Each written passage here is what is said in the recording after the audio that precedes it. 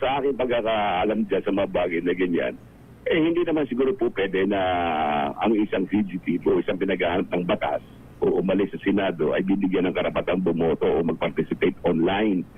At yung nabalitaan pa natin na nag-appoint pa siya ng 3 vice chairpersons ng kanyang komite. Upon his instruction daw. Upon his instruction, sabi ni Senate Majority Floor Leader Villanueva.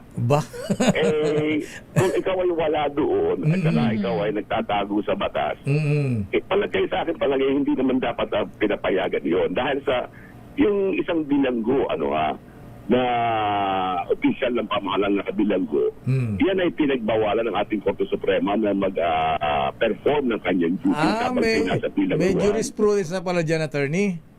Oo, may decided case na dyan noong February 2000, yung kaso ng People versus Halusos, kasi si dating Congressman Halusos ay humiling sa Korte Suprema na sana napayagan siya magtrabaho habang siya nakabilanggo.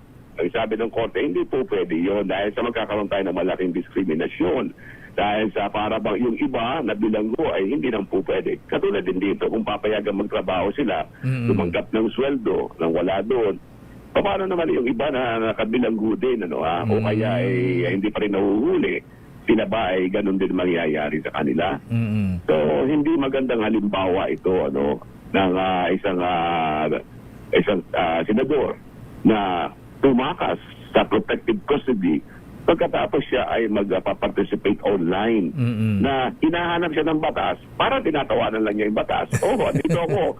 So, hulihin niyo ako, andito ako, nagsasalita nga ako. So, para bang nakakatawa ang sitwasyon. They are making a mockery of our judicial system. Nagiging katawa-tawa ang ating yung ating katarungan, batas at katarungan, dahil sa hinahanap siya, pero andoon siya, nagpa-participate siya online at wala tayong magawa habang siya tumatawa, habang siya nagsasalita.